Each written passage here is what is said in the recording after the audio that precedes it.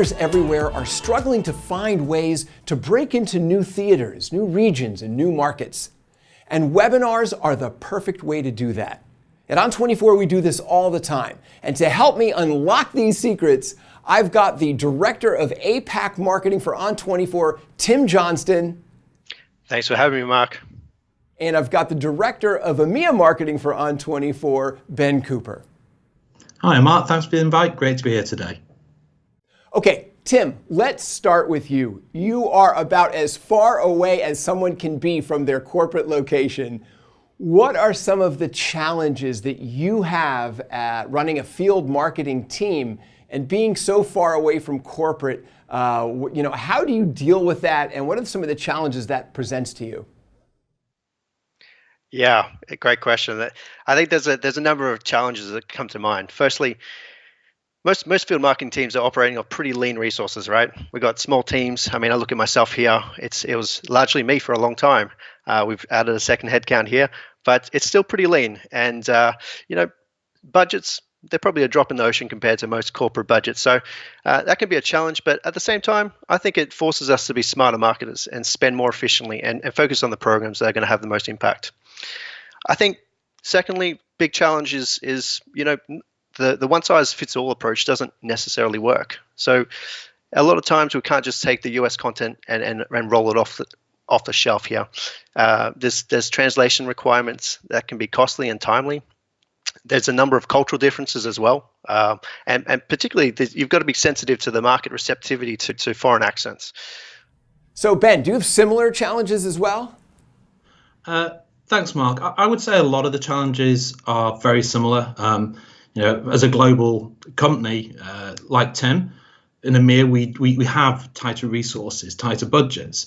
Saying that, we have to find a balance between what we can do locally and what's achievable, and then also what's needed for the business to be successful. So there's definitely a mentality, especially when we first started, to look at what we could take off the shelf, so to speak, but also then identify where we had to localize. If you look within Europe over the last 12 months, there's been topics like Brexit, like GDPR, and we have to show and be relevant to these in the marketing communications we do.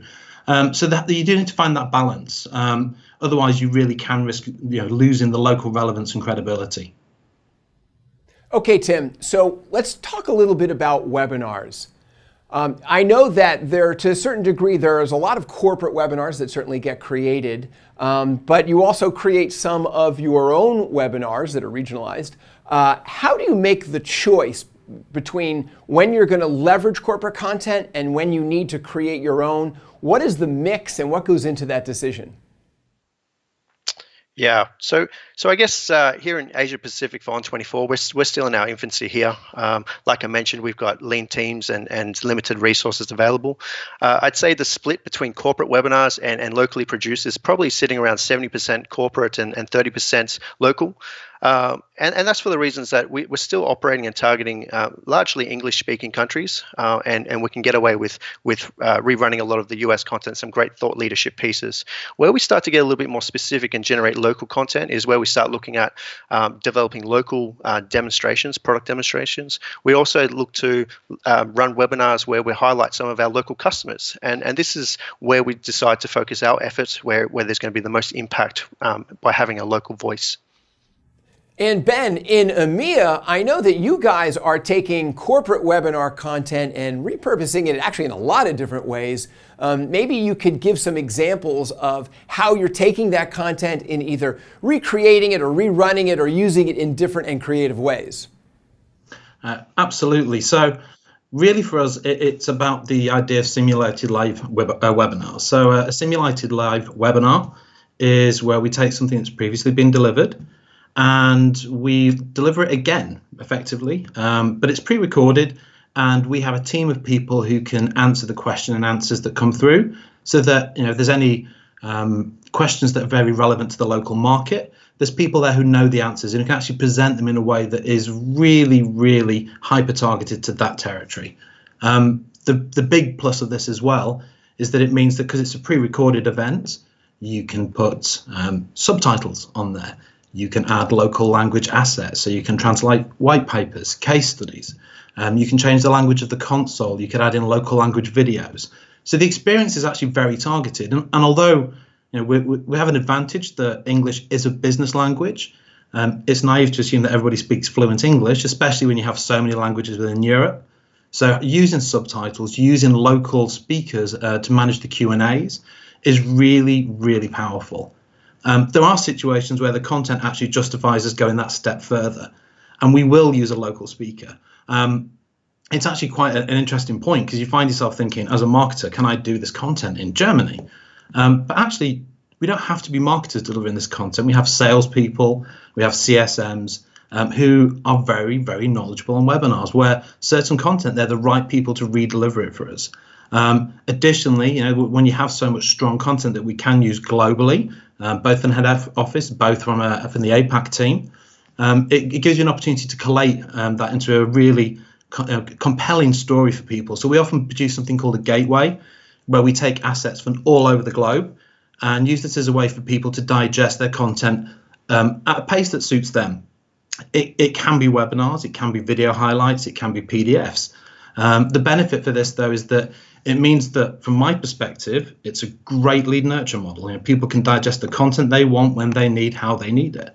But also, it's a great from an MQL perspective and scoring people through the funnel quicker. It helps me to make that on-demand content so much more engaging for the local audiences.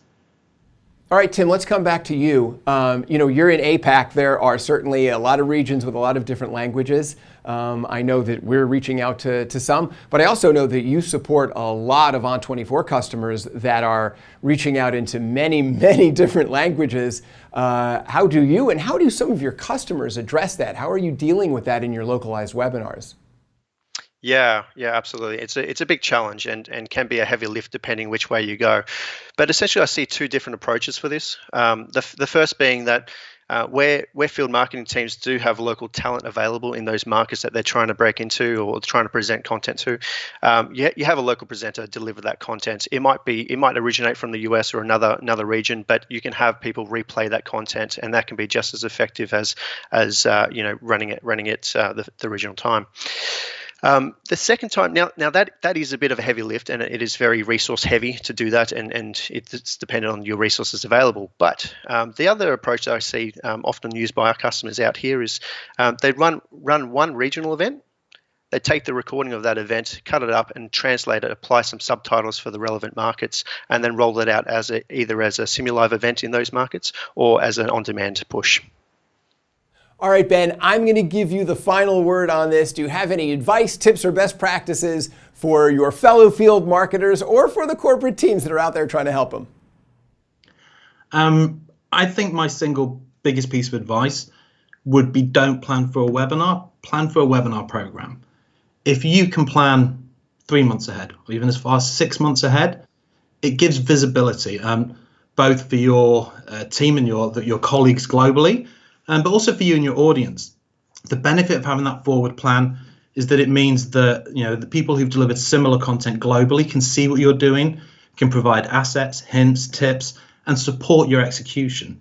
That visibility also means that they can reuse the materials you're looking to produce. So plan ahead. The benefit of also a clearly defined schedule of content means that you can look at also how you make people move through the content. And that kind of leads itself to two other points for me. One is, make sure you know your audience. We've put a lot of effort into knowing the personas and making sure that if we're doing something, for example, on ABM, we will want to target larger tech firms within Europe, for example. It might not be relevant for a smaller business, for a smaller marketing function who doesn't have those budgets. So don't waste your valuable sends trying to target this audience. And then connected to that, don't be afraid of a small audience. I think a lot of people think webinars need hundreds of people. But for some content that you're delivering, a small, highly engaged audience is a better pipeline driver than a huge event which has high numbers and takes a long time to go through. So mix the content up. Look for things that are about driving the business, that are delivering the message, that are relevant to the audience, and that are staggered and planned throughout the calendar so that you always have a footprint across Europe, but also leveraging what you're doing globally. Really great points, guys. So as you heard from Tim and from Ben, it all starts with collaboration and planning.